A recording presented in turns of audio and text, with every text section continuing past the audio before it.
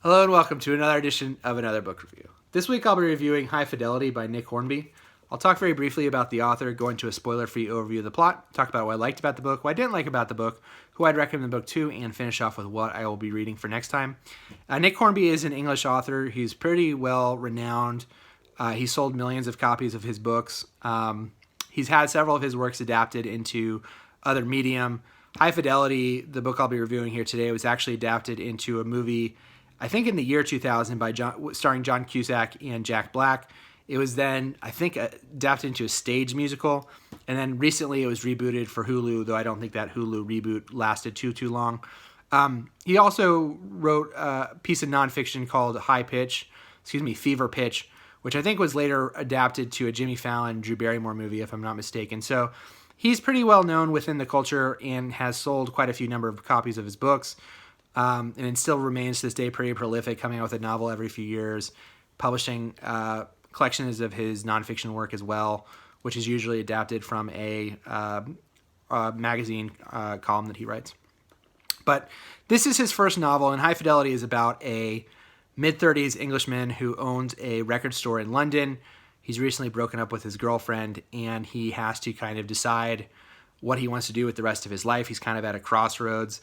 And the book is really him kind of weighing with the subjects of kind of his relationship, his past relationships, and kind of death and kind of aging. And kind of all that's kind of boiled together as one. It's not a very plot-heavy book. A lot of it is really following this main character and kind of them making their decisions or lack thereof and kind of trying to find out what makes them and be happy and stuff. Main character is a guy named Rob. And what did I like about the book? I liked that there is a certain amount of sweetness to the book. I think you don't really recognize that early on because the way that the book kicks off is pretty great. The structure of the book, because Rob works at a record store, owns a record store. Like a lot of people who are obsessed with records, they make lists of the best, the 5 best records by the Beatles or the 5 best songs with the ukulele, just whatever the list is. And he kind of works in this space with him and his kind of 2 coworkers, and that's really what they do all day is kind of make lists and whatnot. And so the book kind of kicks off with a top 5 breakups of his life, and that does a really good job of kind of setting you up for what the book is about, kind of letting you know the past history of this character, it does a good job, I think, of filling you in who the character is, how they see themselves. So the beginning of the book and the structure of the early part of the book is pretty spot on as far as putting you in this world, making you know who the character is, making you care about them. So I thought that was all really good. I think Hornby does a good job too of balancing you liking this character and you hating this character. The character definitely has nuances to him. He does a lot of things that make him seem like an unlikable jerk, but he also has a moral code to himself that I think he carries with him throughout the book in different ways. So he kind of prevents you from hating the character all the way, but he definitely has nuances and different opinions of him that made him feel real, at least to me. I think a lot of people would probably point out, and I should say here now, I've never fully seen the movie adaptation with John Cusack. It played on Comedy Central all the time, back in the early 2000s, like all the time. And so I probably have seen different clips of it here and there, but I've never seen the whole thing all the way through. And some of my feelings about this book may be impacted by my feelings towards watching those clips whenever I would catch it flipping through the cable channel. But the book, I think on its own, I think I'm far away enough to say it is very funny in certain parts. Like there are definitely some laugh out loud moments. The book is very, very English, which I'll talk about later, but it definitely has its own sense of humor, and I found it very funny in certain parts.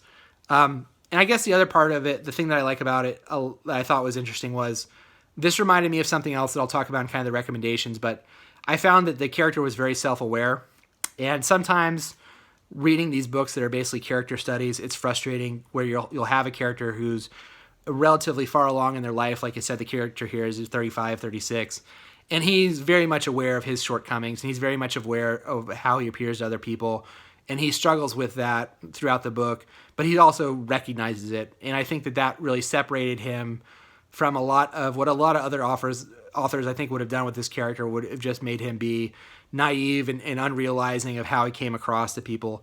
And I think the fact that Hornby makes this character realize that, but also struggle with the self-loathing a little bit, I think did give the character an edge and a realism that I think he would not have had otherwise. And so I appreciated that. And I think that gave the book a level of authenticity I think it would have been lacking in otherwise. As far as things I didn't like about it as much, I think some of the secondary characters were a little weaker. I think a lot of times they feel like they kind of pop up and then go away until they're needed again. And I realize that this is mostly the character study of a single character.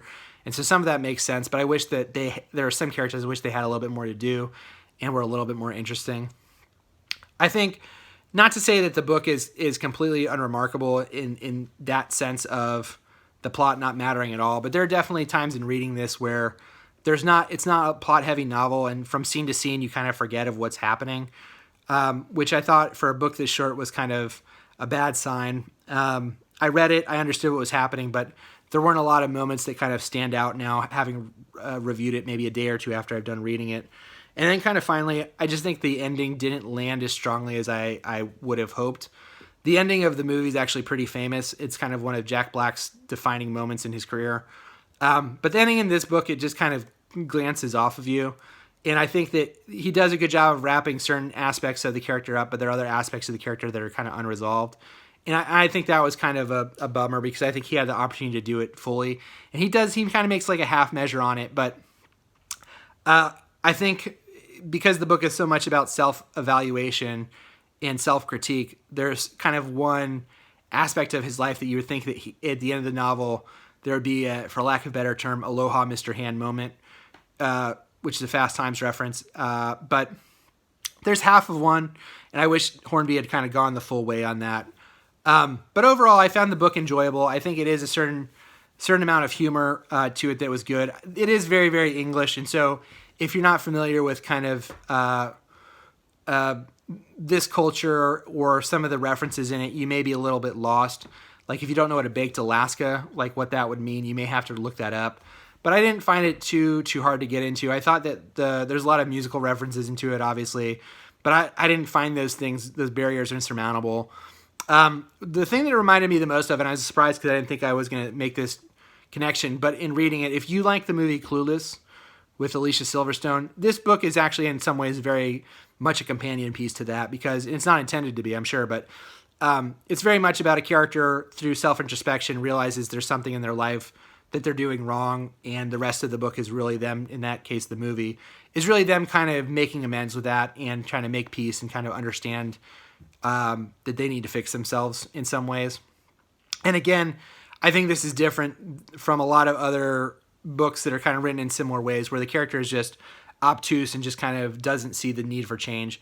And I think pretty much in this, I think it works really well because he is a 35-year-old. He understands the need to change and to take the steps and to make that. And it's a struggle for him, but that's kind of the book. And so if you are a fan of Clueless and the idea of kind of change as a person, like I said, there are enough funny moments that I would recommend it. It is a pretty quick read. I wish some of the scenes were a little bit more memorable, but overall I did enjoy that. And that was High Fidelity by Nick Hornby. And next time I'm going to be reading a book on audiobook, which is The Accidental by, I believe, Ali Smith. Until next time, please feel free to like the video, subscribe to the channel. I'll leave my link to the Twitter account below so you can check that out there too. And until next time, bye.